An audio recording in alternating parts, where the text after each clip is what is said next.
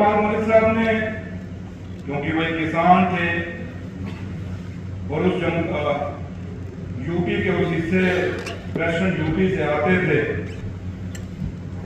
जहां पे किसानों का अपना एक पतला है, एक गढ़ है,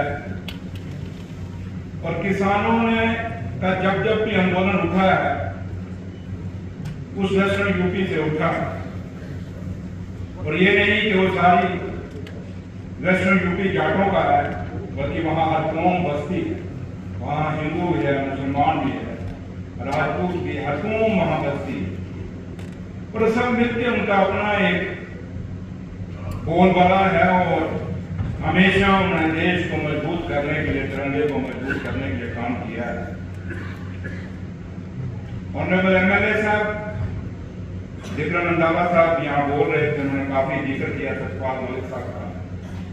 मैं ज्यादा इस पर नहीं जाना चाहता, इतना जरूर कहूंगा उन्होंने क्या किया जम्मू कश्मीर में, क्या किया, और जम्मू कश्मीर से जब आप गए और रिटायर होकर क्या उन्होंने बोला, मैं उन बातों में नहीं जाना चाहूंगा।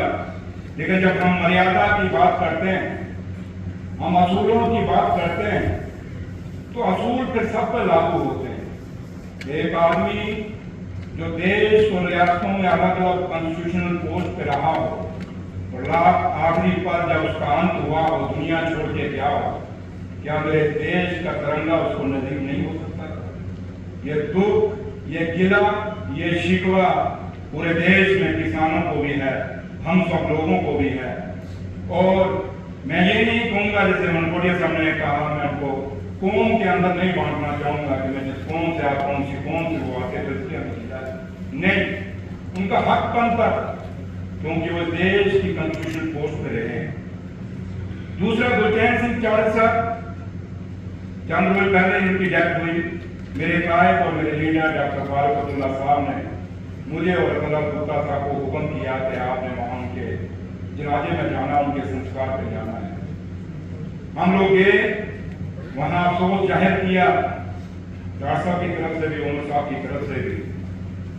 गुरचैन सिंह चाड़ क्योंकि जम्मू में मेरे पड़ोसी हैं, वो भी काफी अच्छे ओहदों पे रहे, लेकिन मुझे फख्र है गुरचैन सिंह चाड़ साहब के ऊपर कि उन्होंने बहुत डोगरा सदर सभा चलाई। जैसे उन्होंने कहा कि वो महाराजा साहब के टाइम की थी,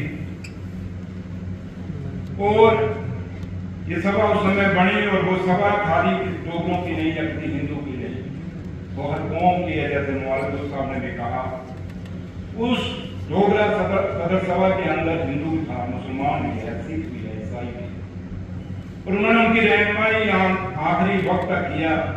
और हमेशा जम्मू कश्मीर की भाईचारे का और जम्मू कश्मीर के मेहमान नवाजी का उसको मजबूत करने के लिए काम किया है। दीनानाथ भगत साहब, ये क्योंकि जब मैं एमएलसी था वो एमएलए थे 2014 में, और एक बहुत शरीफ आदमी, गाय बगाए उनसे मुलाकात होती थी इस गैलरी में, अपर हाउस और दूसरा हमारा लोअर हाउस जहाँ हम लेते थे। अगर आप अपने सपनों का आशियाना बना रहे हैं तो एराकॉट कंस्ट्रक्शंस है आपकी पहली पसंद, क्योंकि यहाँ सिर्फ टाइल्स, सैनिटरी और हार्डवेयर प्रोडक्ट्स की विशाल रेंज नहीं मिलती, बल्कि साथ में मिलते हैं ढेरों फ्री गिफ्ट्स, और वो भी हर शॉपिंग पर। एराकॉट कंस्ट्रक्शंस में ट्रेंडिंग और लेटेस्ट डिजाइनों की बड़ी रेंज है।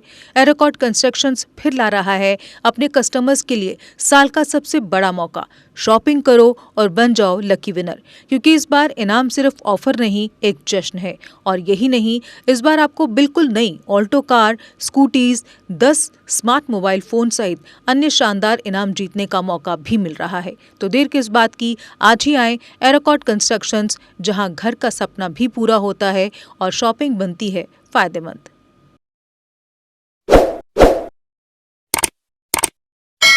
जम्मू कश्मीर की खबरों के लिए जुड़े रहिए जीके अपडेट के साथ।